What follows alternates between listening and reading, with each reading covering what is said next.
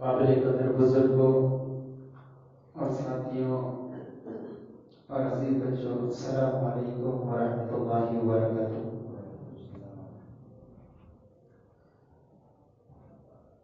الحمد للہ رب العالمین، والصلاة والسلام على سید المرسلین، اما بعد فاعوذ باللہ من الشیطان الرجیم، بسم اللہ الرحمن الرحیم۔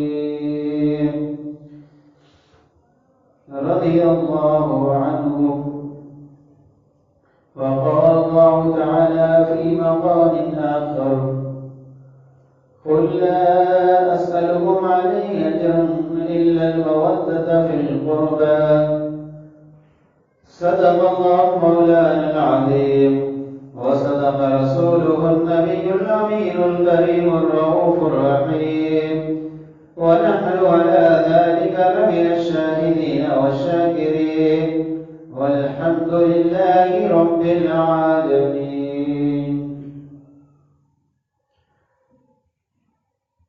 سب سے پہلے اپنی اور ساری دنیا کے مرکز عقیدت، دونوں عالم کے تاجدار حبیب پروردگار جناب احمد مصطفیٰ محمد مصطفیٰ صلی اللہ علیہ وسلم کی بارگاہ عالیہ میں درود و سلام کا نذرانہ پیش کریں۔ اللہم صلی علی سیدنا مولانا محمد وبارک وسلم، صلو علیہ صلاۃ وسلام علیک یا رسول اللہ صلی اللہ تعالی علیہ وسلم۔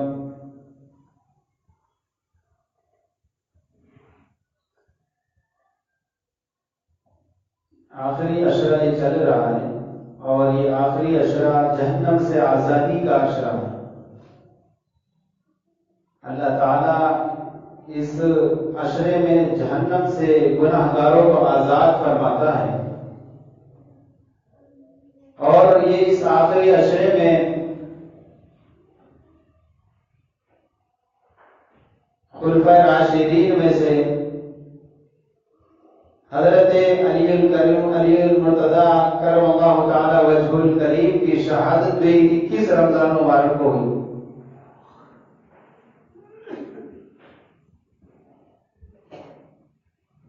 نبی کریم صلی اللہ تعالی علیہ وسلم پر درود پڑھنا اور ان پر درود کی کثرت کرنا نبی کریم صلی اللہ تعالی علیہ وسلم سے کئی احادیثوں سے ثابت ہے۔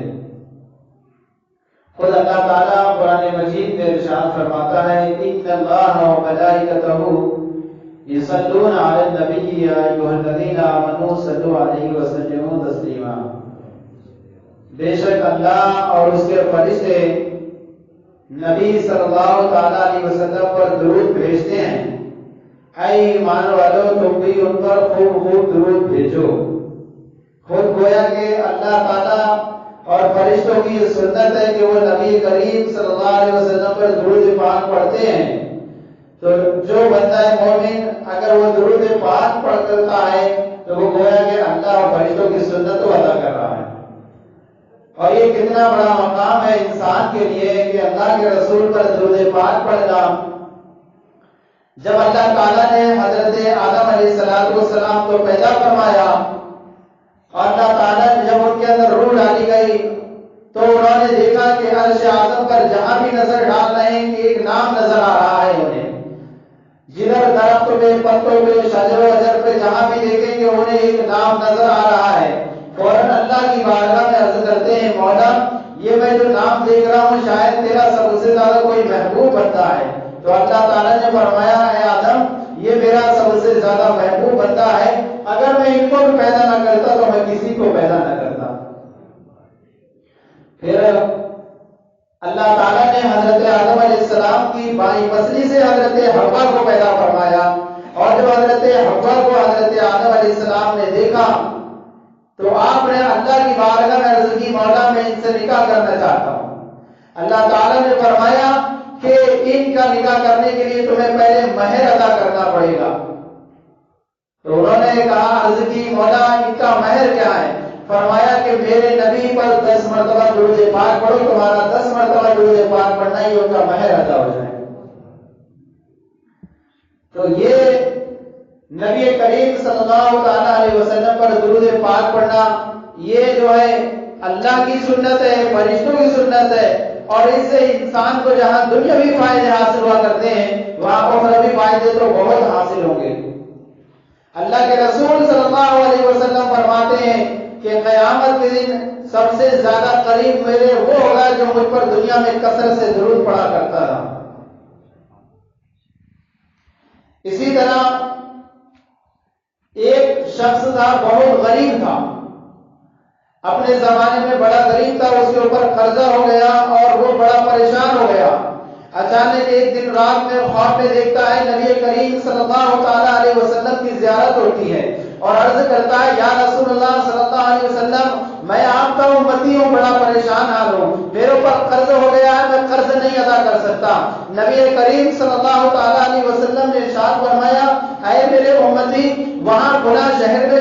جاؤ، ایک آدمی ہے جس کا نام ابو الحسن کیسانی ہے، وہ روزانہ مجھ پر 100 مرتبہ درود پاک پڑھتا ہے اور ہر سال 10,000 غریبوں کو کپڑا خیرات کیا کرتا ہے۔ اس کے پاس جا کر کے میرا نام لے کر کے عرض کرنا، میرا نام لے کر کے کہنا کہ مجھے جو ہے 500 درہم جو ہے بطور قرض دے دیا جائے تاکہ میں یہ اپنا قرض ادا کر سکوں۔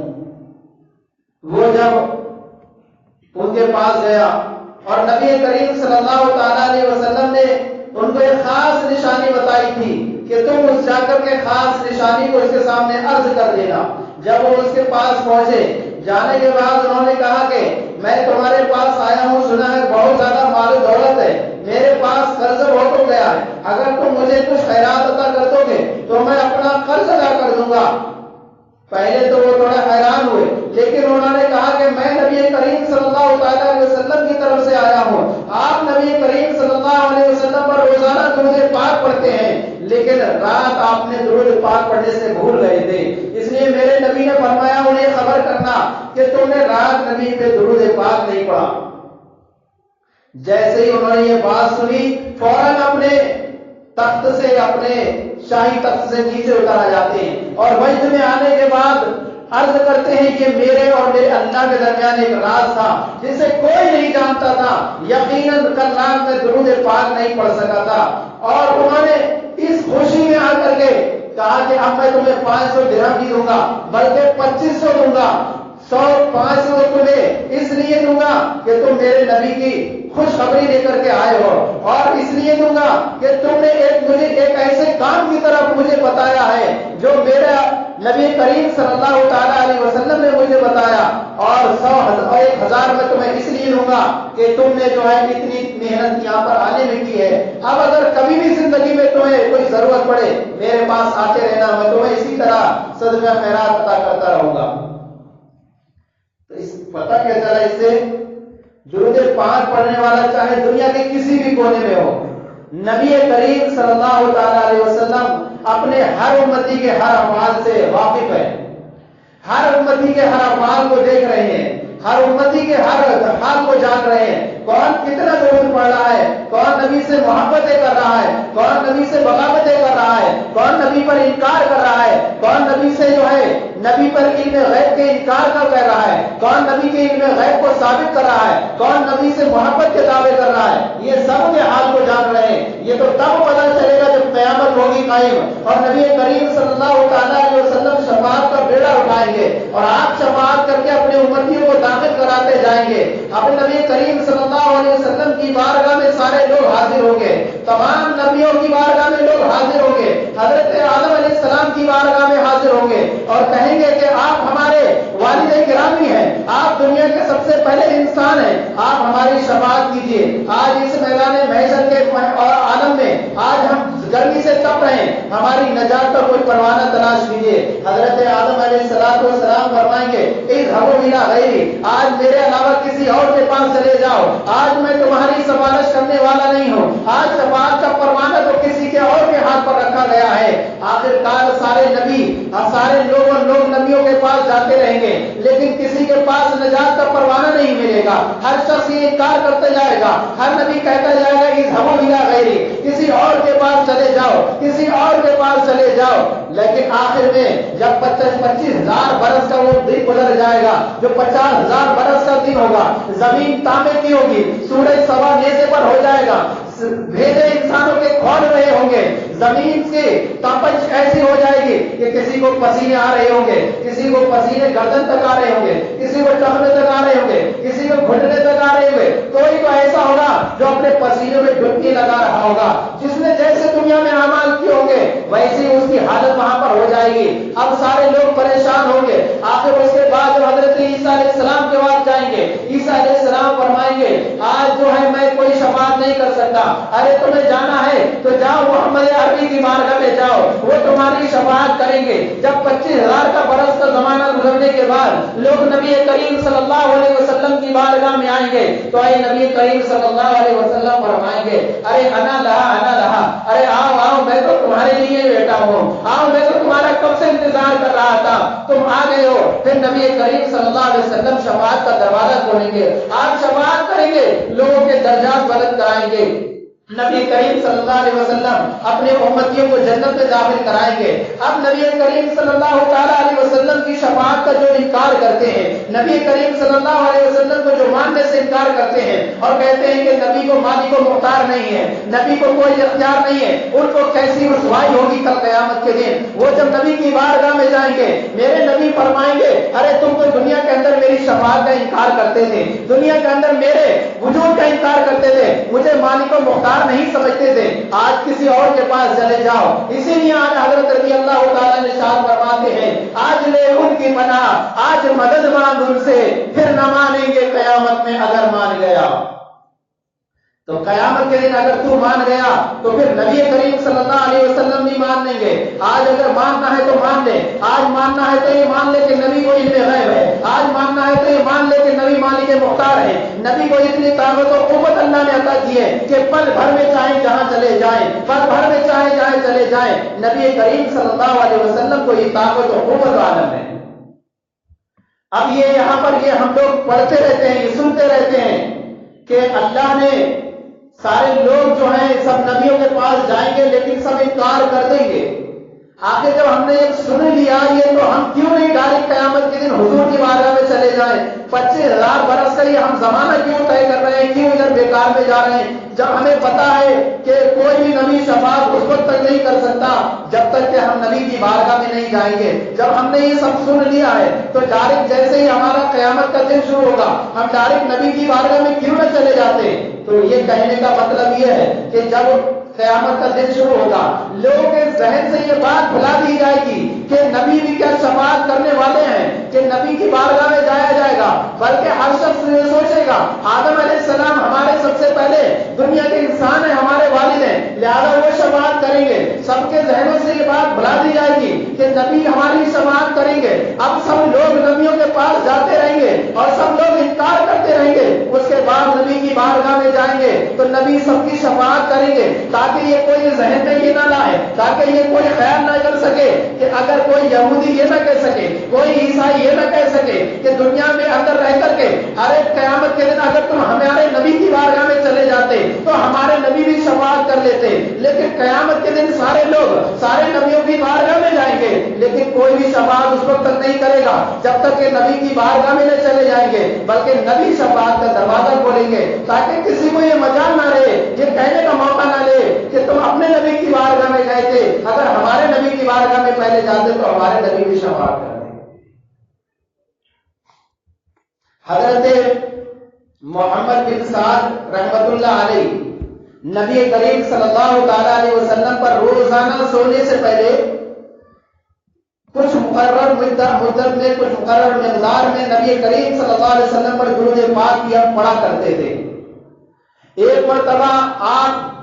سونے کے وقت جب درود پاک پڑھنے لگے اور پڑھ کر کے جب سوئے تو رات میں کیا دیکھتے ہیں کہ نبی کریم صلی اللہ علیہ وسلم ان کے گھر میں تشریف لے آتے ہیں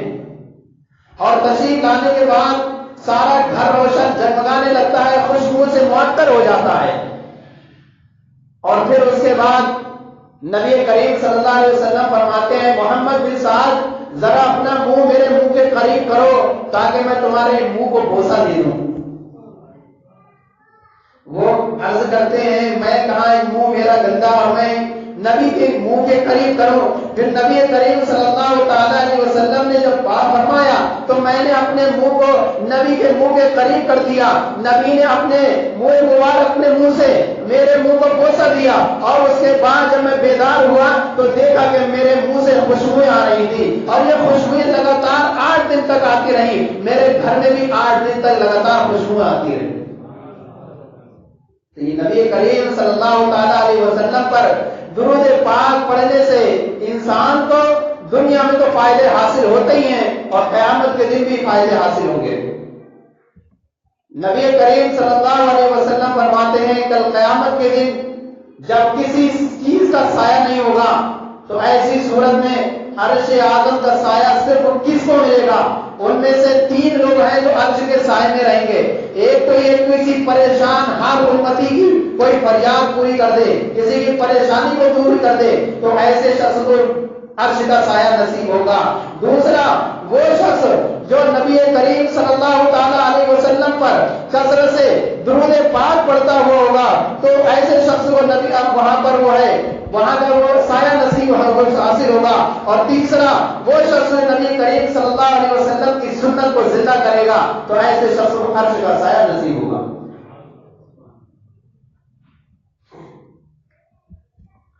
حضرت علی رضی اللہ تعالیٰ کی شہادت جو ہے 21 رمضان مبارک کو ہوئی۔ حضرت علی رضی اللہ تعالیٰ کا وہ مقام و بلند ہے، وہ مقام و مرتبہ ہے کہ اللہ تعالیٰ نے آپ کو اتنا مقام عظیم عطا فرمایا۔ نبی کریم صلی اللہ علیہ وسلم نے ارشاد فرمایا جس کا میں مولا ہوں اس کا علی مولا ہے، اور علی سے محبت کرنا یہ ایمان کی نشانی ہے۔ جو علی سے محبت کرے گا وہ مومن ہوگا اور جو علی سے بغض کرے گا وہ منافق ہوگا۔ نبی کریم صلی اللہ تعالی علیہ وسلم نے حضرت علی رضی اللہ تعالیٰ کی پرورش فرمائی۔ آپ وہ ہے وہ انسان ہے جن کی پیدائش خانہ کعبہ کے اندر ہوئی۔ آپ وہ انسان ہیں جو بچوں میں سب سے پہلے اسلام قبول کرنے والے ہیں۔ نبی کریم صلی اللہ علیہ وسلم کی آغوش میں آپ نے اپنی آنکھ کھولی اور آپ صلی اللہ علیہ وسلم کی آغوش میں آپ پروان چڑھے۔ پھر آپ 8 سال کی عمر میں آپ نے اسلام قبول کیا۔ ظاہری طور پر ہم دیکھتے ہیں کہ اسلام قبول کیا، ورنہ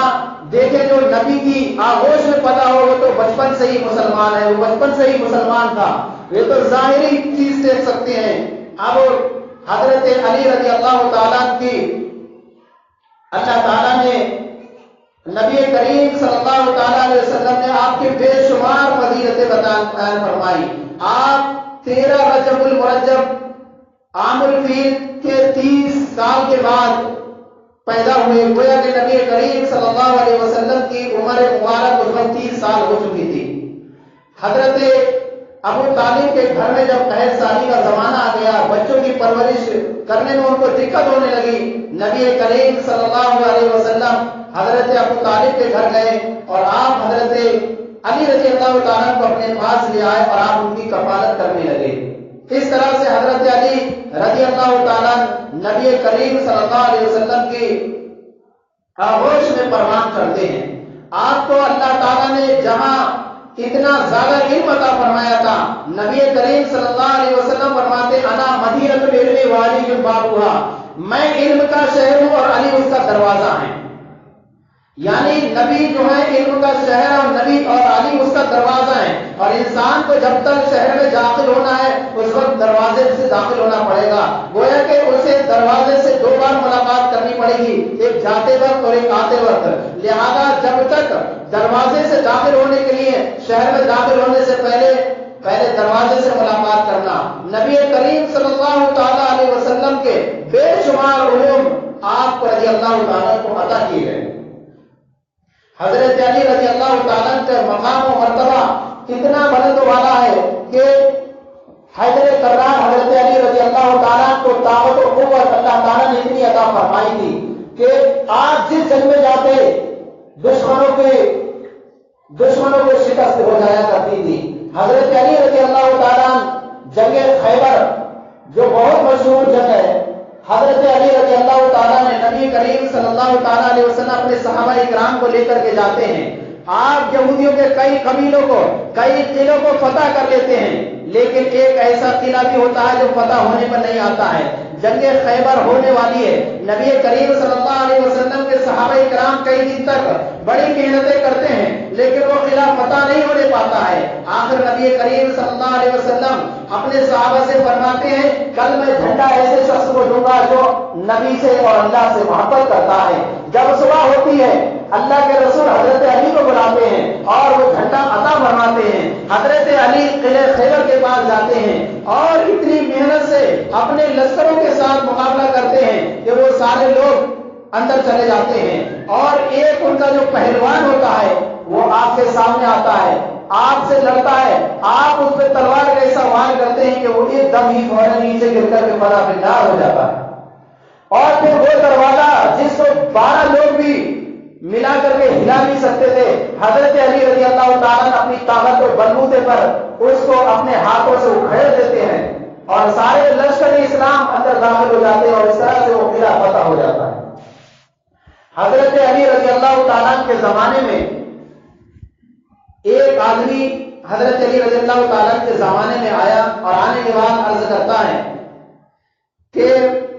مجھے میری ماں نے بچہ جنا پیدا کیا، 2 سال تک مجھے دودھ پلایا، اور اب میں جوان ہو گیا، اور اب جوان ہونے کے بعد میری جو ہے بیٹا ہونے کا انکار کرتی ہے اور کہتی ہے میں اس کا بیٹا نہیں ہوں. آخر حضرت علی رضی اللہ تعالیٰ نے فرمایا تم اپنی ماں کو بلا کر کے لاؤ. چنانچہ وہ آئی اور اپنے ساتھ 4 اپنے بھائیوں کو لائی اور 40 جھوٹے مصنوعی گواہوں کو لے کر کے آئی. حضرت علی رضی اللہ تعالیٰ کی بارگاہ میں آنے کے بعد اس نے عرض کیا یہ میرا لڑکا نہیں ہے، میں تو اپنے گھرانے میں ابھی کنواری بچی ہوں، کنواری لڑکی ہوں، میری کوئی شادی بھی نہیں ہوئی ہے. یہ آدمی مجھ پر طرح طرح کے الزام لگا رہا ہے اور اس طرح سے اپنا بیٹا ہونے کو ثابت کر رہا ہے تاکہ میں معاشرے میں جو ہے رسوا ہو جاؤں اور میرا کہیں نکاح نہ ہو سکے. حضرت علی رضی اللہ تعالیٰ نے فرمایا اے انسان تو کیا کہتا ہے؟ اس نے کہا کہ جناب، اس نے کہا کہ حضرت یہ میری ماں ہے، یہ میری ماں ہے، اس نے مجھے جنا اور جب میں بڑا ہو گیا تو آج میری جو ہے بیٹا ہونے کا انکار کر دیتی ہے. حضرت علی رضی اللہ تعالیٰ نے فرمایا تمہارے بھائی کہاں ہے؟ اس عورت سے کہا. اس نے کہا یہ میرے بھائی ہیں. اور آپ نے فرمایا کوئی گواہ ہے تمہارے پاس؟ اس نے وہ 40 گواہ لا کر کے پیش کر دیے جو یہ دعویٰ کر رہے تھے کہ یہ عورت اپنے گھرانے میں کنواری ہے، اس کی ابھی شادی بھی نہیں ہوئی ہے. حضرت علی رضی اللہ تعالیٰ نے فرمایا اے عورت تمہارے بھائی ولی ہیں. ان کے بھائیوں سے پوچھا اگر میں تمہاری عورت کے اور تمہاری بہن کے بارے میں کوئی فیصلہ کروں کیا تم راضی ہو جاؤ گے؟ انہوں نے کہا ضرور راضی ہو جائیں گے. چنانچہ حضرت علی رضی اللہ تعالیٰ نے فرمایا اے نوجوان یہ میں تجھے 400 درہم دیتا ہوں اور اس 400 درہم کے بدلے میں تیرا نکاح اس عورت سے کر دیتا ہوں اور اب اس عورت سے تو ساتھ میں رہنا. حضرت علی رضی اللہ تعالیٰ نے جیسے اسے 400 درہم دیے اور فرمایا اس کی گود میں ڈال اور نکاح کر لے. جیسے ہی اس نے گود میں ڈالے فوراً عورت وہ چیخ پڑی اور کہنے لگی ارے آپ میرے بیٹے کے ساتھ میرا نکاح کریں گے. حضرت علی رضی اللہ تعالیٰ نے فرمایا مجھے معلوم تھا کہ یہ جھوٹے مصنوعی گواہ ہیں اور یہ لڑکا تیرا ہی بیٹا ہے. حضرت علی رضی اللہ تعالیٰ اپنے فیصلے ذرا ذرا سی چھوٹی مشکلوں کو بھی آسان کیا کرتے تھے. حضرت علی رضی اللہ تعالیٰ کے زمانے میں ایک شخص جنگلوں کا سفر کر رہا ہے. حضرت علی رضی اللہ تعالیٰ کی بارگاہ میں حاضر ہوتا ہے اور عرض کرتا ہے میں جنگلوں بیابان کا سفر کرتا ہوں، راستے میں بڑے ڈاکو نظر آتے ہیں، راستے میں بڑے چور نظر آتے ہیں، راستے میں جانور خطرناک مل جایا کرتے ہیں جو انسانوں کو ڈس لیا کرتے ہیں، جو انسانوں کو کاٹ لیا کرتے ہیں، یا شیر مل جایا کرتے ہیں. حضرت علی رضی اللہ تعالیٰ نے فرمایا میری انگوٹھی لے لو اور اس انگوٹھی کو لے جاؤ، راستے میں اگر تمہیں کوئی شیر ملے، کوئی درندہ ملے، اسے انگوٹھی دکھا دینا اور کہہ دینا کہ یہ علی ابن طالب کی انگوٹھی ہے۔ چنانچہ وہ شخص سفر کرتا ہے، جنگلوں میں جا رہا ہے کہ اچانک اس کے سامنے ایک بڑا خوفناک شیر آ جاتا ہے اور چاہتا ہے کہ قریب ہی اس پر حملہ کر دے۔ حضرت علی رضی اللہ تعالیٰ کی انگوٹھی کو دکھا کر کہتا ہے، اے شیر جانتا ہے یہ میں حضرت علی کی طرف سے بھیجا ہوا ہوں، یہ دیکھ رہا ہے یہ انگوٹھی حضرت علی کی رضی اللہ تعالیٰ کی ہے۔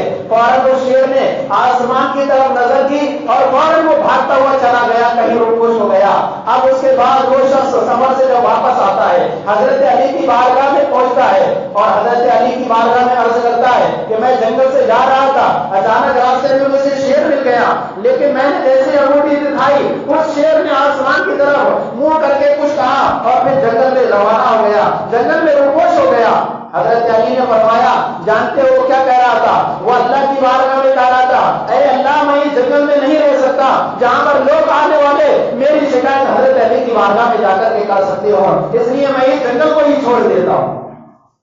تو آپ کا مقام و مرتبہ تو بہت بلند والا ہے۔ آپ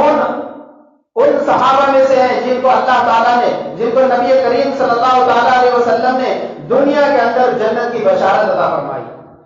10 صحابہ اکرام میں سے حضرت علی رضی اللہ تعالیٰ عنہ جن کو نبی کریم صلی اللہ علیہ وسلم نے یہ فرمایا، اے علی تم جنتی ہو، تم دنیا میں رہ کر بھی جنتی ہو۔ حضرت علی رضی اللہ تعالیٰ کے زمانے میں ایک مرتبہ 2 عورتوں میں لڑائی ہو گئی کہ ایک کے یہاں لڑکی پیدا ہوئی، ایک کے یہاں لڑکا پیدا ہوا۔ دونوں میں لڑکی جس کے گھر وہ پیدا ہوئی تھی اس نے لڑکے کو لے لیا اور یہ کہنے لگی کہ لڑکا میرے یہاں پیدا ہوا ہے۔ آخر یہ پریشانی ہو گئی کہ کس کا لڑکا ہے۔ دونوں اپنے حضرت علی کی بارگاہ میں آئی اور ہر ایک کہہ رہی تھی کہ لڑکا میرا ہے، لیکن لڑکی کو کوئی تسلیم نہیں کر رہا تھا۔ شریعت اسلامیہ میں یہ ہے کہ للذکر مثل حظ الانثیین، مرد کے لیے عورت کا ڈبل حصہ ہوا کرتا ہے۔ حضرت علی کی بارگاہ میں جب دونوں حاضر کی گئی، حضرت علی رضی اللہ تعالیٰ نے فرمایا کہ ان دونوں عورتوں کا دودھ پیش کیا جائے۔ چنانچہ جب دونوں عورتوں کا دودھ پیش کیا گیا، حضرت علی رضی اللہ تعالیٰ کی بارگاہ میں اس دودھ کو تولا گیا تو ایک دودھ بھاری تھا اور ایک ہلکا تھا۔ چنانچہ آپ نے فرمایا جس کا دودھ بھاری ہے لڑکا اسی کا ہے، جس کا دودھ ہلکا ہے اس لڑکی اس کی ہے۔ لوگوں نے آپ سے پوچھا کہ آپ نے فیصلہ کیسے فرمایا؟ فرمایا اللہ نے قرآن میں ارشاد فرمایا للذکر مثل حظ الانثیین، وراثت میں لڑکے کو ڈبل حصہ ملتا ہے، اس لیے میں نے سوچا کہ جب لڑکے کو وراثت میں حصہ ڈبل ملتا ہے تو ہر چیز میں طاقت میں بھی اس کو ڈبل حصہ ہوگا، اس لیے دودھ بھی اس کا جو ہے وزن ہی نکلا۔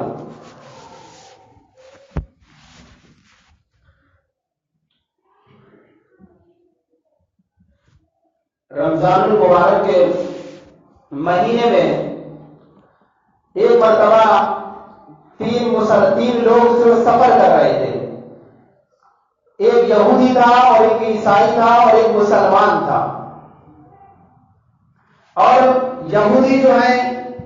وہ حضرت موسیٰ علیہ السلام کو مانتے ہیں اور عیسائی کو حضرت عیسیٰ علیہ السلام کو مانتے ہیں۔ اور یہودیوں کا یہ عقیدہ ہے کہ حضرت موسیٰ علیہ السلام کوہ طور پر گئے تھے، اللہ نے ان سے ملاقات کی تھی کوہ طور پر، تو یہودی کوہ طور پر سمجھتے ہیں اور یہ یقین بھی ہے کہ اللہ تعالیٰ سے کوہ طور پر ملاقات کرنے کے لیے حضرت موسیٰ علیہ السلام جاتے تھے۔ اور حضرت عیسیٰ علیہ السلام کے بارے میں کہتے ہیں کہ وہ چوتھے آسمان پر ہے، اللہ تعالیٰ نے انہیں اٹھا لیا اور وہ دوبارہ قیامت کے دن دوبارہ سے نزول فرمائیں گے۔ چنانچہ وہ تینوں لوگ سفر کرتے کرتے، رمضان شریف کا مہینہ ہے، تینوں ایک بستی میں پہنچ جاتے ہیں۔ بستی میں مسجد میں پہنچتے ہیں، مسجد میں ایک آدمی افطار کے وقت ایک حلوہ لے کر کے آ جاتا ہے۔ حلوہ لے کر کے آیا اور چونکہ مسلمان دن بھر روزے دیتا تو اس نے سوچا کہ تینوں لوگ کھا لیں گے، لیکن انہوں نے یہودی اور عیسائی نے سوچا کہ یہ مسلمان کا تو روزہ تھا دن بھر کا، اب اگر یہ حلوہ کھائے گا تو سارا حلوہ تو یہی کھا جائے گا، بھوکا ہے، ہم لوگوں کو کھانے کو زیادہ نہیں ملے گا۔ ایسا کرتے ہیں کوئی ترکیب یہ سوچی جائے کہ حلوہ یہ نہ کھا سکے اور کسی طرح سے اسے بچا کر رکھا جائے، کل صبح ہم لوگ کھا لیں گے۔ چنانچہ جب حلوہ آ گیا اور آنے کے بعد پیش کیا گیا تو انہوں نے کہا کہ ایسا کرتے ہیں اس حلوے کو سنبھال کر رکھ لیتے ہیں، صبح کو اپنا اپنا خواب بیان کریں گے، جس کا خواب سب سے اچھا ہوگا وہ اس حلوے کو کھائے گا۔ اب تینوں سو گئے۔ رات میں جب سحر کا وقت ہوتا ہے، مسلمان کی آنکھ کھلتی ہے، فوراً اٹھتا ہے، وہ اس حلوے کو جلدی جلدی سے تناول کر لیتا ہے اور سحری کھا کر کے سو جاتا ہے۔ اب صبح کو تینوں اٹھے، وہ تو سوچ رہے تھے کہ ہم جو ہے اپنے اپنے خواب بیان کریں گے۔ چنانچہ پہلے سے یہودی نے خواب بیان کرنا شروع کیا اور خواب بیان کرتے کرتے کہنے لگا کہ رات کو جب میں سویا، رات میں میرے خواب میں میرے نبی حضرت موسیٰ علیہ السلام تشریف لائے اور آنے کے بعد کہا، اے میرے امتی، تو یہاں پر سو رہا ہے، چل میں تجھے کوہ طور کی سیر کراتا ہوں، کوہ طور پر میرا مقام ہے، میں کوہ طور کی تجھے سیر کراتا ہوں۔ لہذا میں حضرت اپنے نبی کے ساتھ موسیٰ علیہ السلام کے ساتھ کوہ طور پر چلا گیا، میں کوہ طور کی سیر کر کے آ رہا ہوں۔ کوہ طور بہت بلند و مقام مرتبہ ہے، اس لیے حلوے کو میں کھاؤں گا۔ اب اس کے بعد عیسائی آتا ہے، عیسائی کہتا ہے کہ میرا خواب ذرا سن لیجئے۔ میرا خواب یہ ہے کہ رات کو میں سویا تھا، میرے خواب میں میرے نبی حضرت عیسیٰ علیہ السلام آئے، آنے کے بعد انہوں نے کہا، اے میرے امتی یہاں پر سویا ہوا ہے، چل میں تجھے اپنے ساتھ جو ہے چوتھے آسمان پر لے چلتا ہوں، میں چوتھے آسمان پر رہتا ہوں، وہاں پر یہ میں سیر کر کے آ رہا ہوں، کوہ طور تو زمین پر ہے اور میں آسمان کی سیر کر کے آ رہا ہوں، لہذا میرا خواب سب سے اچھا ہے، اس لیے حلوے کو میں نوش کرواؤں گا، میں کھاؤں گا۔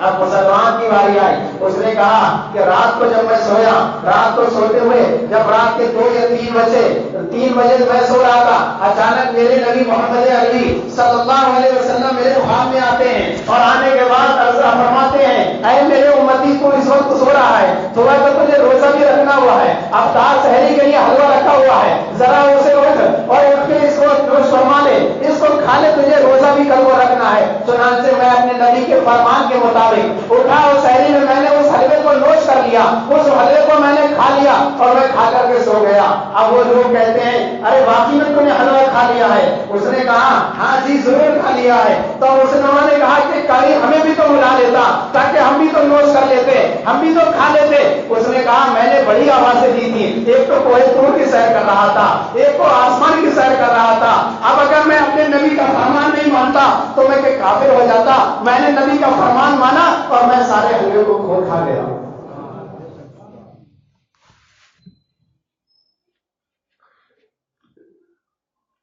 مسائل کا ہم نے جو اس سلسلہ یہ رکھا تھا، نمازوں کے درمیان فجر میں بہت سارے مسائل بیان کیے جاتے تھے۔ کوئی بھی کسی کو مسئلہ بیان کیا جائے تو اس کو یہ نہ سوچے کہ یہ اپنے من سے بیان کر رہا ہے، بلکہ جو بھی ہوتا ہے وہ شریعت اسلامیہ کے مسائل ہوا کرتے ہیں، ان پر عمل کرنا یہ ایک الگ بات ہے۔ عمل نہیں کر رہے وہ تو اس کی پتہ چلے گا بعد میں، لیکن اگر کوئی مسئلے کے بارے میں بتایا جاتا ہے، بے شمار بار اس کے بارے میں بتایا گیا کہ اپنے پیسے نہ موڑے، اسی طرح اپنے کڑے وغیرہ یہ ہاتھوں میں ڈالے، انگوٹھی کئی پہنے، اسی طرح یہ نمازوں میں کمی واقع ہوتی ہیں، اسی طرح زنجیر گلے میں ڈالے ہوئے ہیں، تو یہ بہت ساری جو ہے نمازوں میں کمی واقع ہو جاتی ہیں۔ اسی طرح جو ہے مذہب شریعت اسلامیہ کی اگر مخالفت کرتا ہے وہ کہیں نہ کہیں عذاب الہی میں گرفتار ہو جانے کا اس کا خطرہ ہوا کرتا ہے۔ چنانچہ ایک زمانے میں ایک دنیا دار تھے جن کو اپنی دنیا داری پہ بڑا غرور و متکبر تھا۔ ایک دن ایک امام صاحب کے پاس، ایک عالم صاحب کے پاس گئے اور ان کے پاس جانے کے بعد کہا کہ گھر میں کتا داخل ہوا اور کتے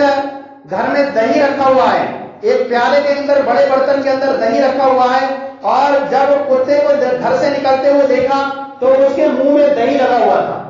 اس کے منہ میں دہی لگا ہوا تھا۔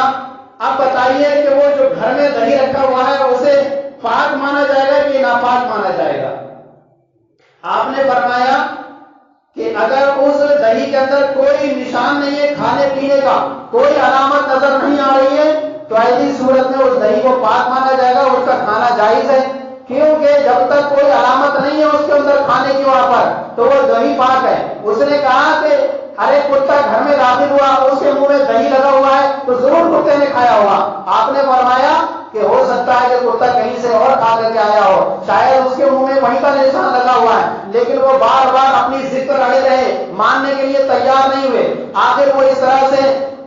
شریعت کی توہین کرتے ہوئے وہاں سے نکل جاتے ہیں۔ آپ نے فرمایا کہ دیکھیں شریعت کا مسئلہ یہی ہے کہ اگر وہاں پر نشان کوئی علامت موجود نہیں ہے تو ایسی صورت میں وہ دہی پاک ہے، کوئی تیل ہو سکتا ہے کہیں سے کھایا ہو، لیکن وہ اس میں اپنی ضد پر اڑے رہے، نہیں مانا۔ آخر کیا، اب وہ اپنے گھر پر آ جاتے ہیں۔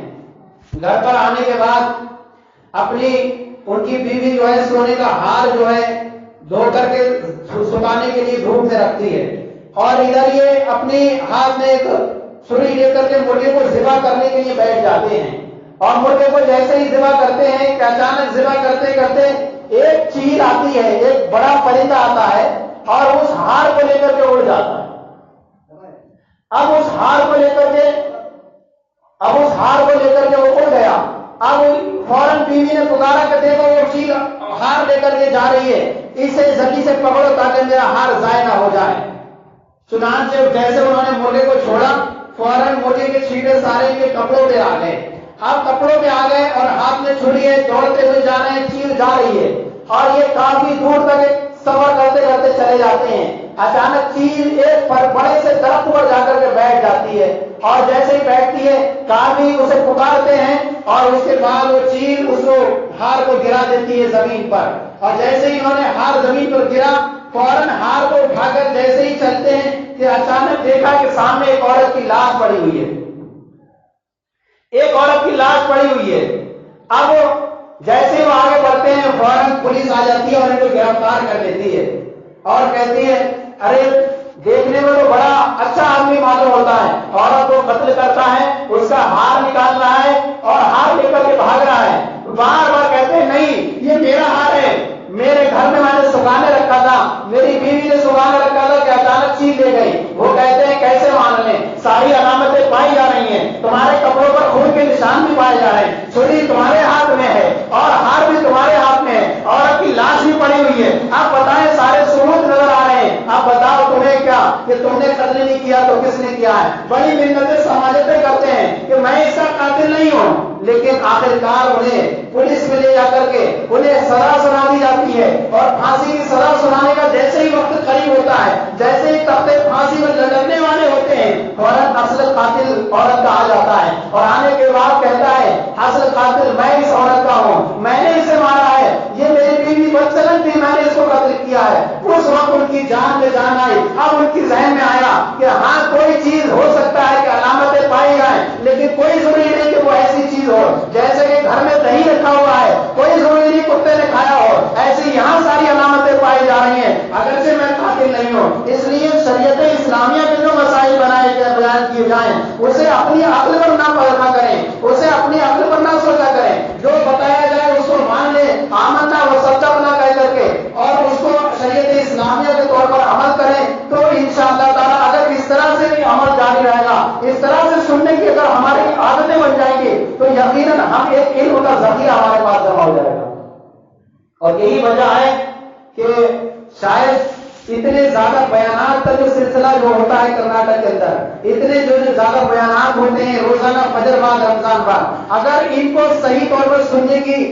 قوت ہوتی، سننے کے بعد اسے تسلیم کیا جاتا اور سننے کے بعد ان پر عمل کرنے کی وہ ہوتی، تو میں کہہ رہا ہوں کہ ایک اچھا خاصا عالم کی جو ہوتی ہے صلاحیت، وہ کافی صلاحیت عام انسان کے اندر آ جاتی ہے، لیکن وہی وجہ ہے کہ سنا اور ادھر سے نکال دیا کام سے، اسی لیے جو ہے آج تک نمازوں کے اندر کمی ہے، آج تک نمازوں کے اندر کمی ہے، سجدہ کرنے کے طریقے ہمیں پتہ نہیں ہے، رکوع کرنے کے طریقے پتہ نہیں ہے، ہمارے نماز کے اندر اتحیات کے اندر کمی ہے، نماز ہمارے صورتیں ہوئے کمی ہے، ہمارے اندر نماز کے اندر واجبات کتنے ہیں، فرائض کتنے ہیں، ہمارے نماز سے پہلے کتنی شرائط ہمیں کرنا ضروری ہے، وضو میں کتنے فرض ہیں، غسل میں کتنے فرض ہیں، یہ ساری چیزیں بے شمار لوگ ہوں گے جن کو صحیح طور پر نہیں معلوم ہوتی ہوگی۔ کیوں؟ حالانکہ یہ سب چیزیں ہوتی ہیں، بیان کیے جاتے ہیں، لیکن یہی ہے کہ جو کچھ سنیں اس پر عمل کریں اور سیکھنے کی آپ توفیق کریں، خود بھی سیکھیں اور دوسروں کو بھی سکھانے کی کوشش کریں۔ اللہ تعالیٰ کی بارگاہ میں دعا ہے کہ جو کچھ کہا گیا سنا گیا مولا کریم اسے قبول و مقبول عطا فرمائے۔ مزید ایک بات کی میں وضاحت کر دوں کہ اللہ جیسے ہم نے کہا کہ ان اللہ و ملائکتہ یصلون علی النبی، بے شک اللہ اور اس کے فرشتے نبی کریم صلی اللہ تعالی علیہ وسلم پر درود پاک بھیجتے ہیں۔ اے ایمان والو تم بھی درود پاک بھیجو۔ اب بے شمار ہم نے فضیلتیں بیان کی درود شریف کی، پھر بھی ایک کثرت تعداد ہوتی ہے مسلمانوں کی کہ ایک دن ہفتے میں آتا ہے یا تو جمعے کا دن آئے گا، جمعے کے دن سلام پڑھا جاتا ہے تو لوگ جو ہے سلام پڑھے بغیر چلے جاتے ہیں۔ میں اس پر کوئی پابندی نہیں کرتا، مرتبیت ہے، لیکن ہماری محبت کے بھی کچھ تقاضے ہونے چاہیے، ہمارے نبی سے محبت کے بھی کچھ تقاضے ہونے چاہیے کہ اس نبی نے ہمیں ہر لمحہ کسی وقت میں بھی نہیں بھولا، ہر وقت وہ کہتے رہے رب حبلی امتی، اے میرے رب میری امت کو بخش دے۔ تو کیا ہم اس نبی کی بارگاہ میں تھوڑے سے درود و سلام کا نذرانہ بھی نہیں پیش کر سکتے؟ فجر کے بعد روزانہ یہ ایک تعداد ہوتی ہے، لوگ کھڑے رہیں گے نماز میں، نماز کرنے کے بعد بیان میں رہیں گے، جیسے ہی سلام کا وقت آئے گا ادھر کو نکل جائیں گے، ادھر کو نکل جائیں گے۔ درود سے چڑ ہونے لگی ہے۔ ارے درود سے چڑ کرو گے تو دنیا صحیح رہے گی نہ آخرت صحیح رہے گی؟ دنیا بھی برباد ہو جائے گی، آخرت بھی۔ اگر نبی کے کسی بھی قول و فعل سے اگر محبت نہیں ہے تو نہ قیامت کے دن چھٹکارا ملے گا اور دنیا میں بھی ذلیل و خوار ہو جاؤ گے۔ اس لیے بہتر یہ کہ جمعے کا دن آپ کو آتا ہے، آپ کے اللہ کے رسول صلی اللہ علیہ وسلم ہمارے درودوں کو سنتے ہیں، آپ درود کم سے کم جمعے کے دن نبی کریم صلی اللہ علیہ وسلم کی گنبد خضرا کی جانب دوڑ لگا کر کے 100 مرتبہ نہیں، جو ہو سکے آپ اپنے درود پاک اپنے نبی کی بارگاہ میں پیش کریں۔ کیا ہو سکتا ہے کہ ہماری قسمت جاگ جائے اور ہمیں نبی کا دیدار خواب میں ہو جائے۔ اللہ تعالیٰ کی بارگاہ میں دعا ہے جو کچھ کہا گیا سنا گیا مولا کریم اسے قبول و مقبول عطا فرمائے، اور جو کچھ بولنے میں کمی ہو گئی اللہ تعالیٰ اسے معاف فرمائے۔ وآخر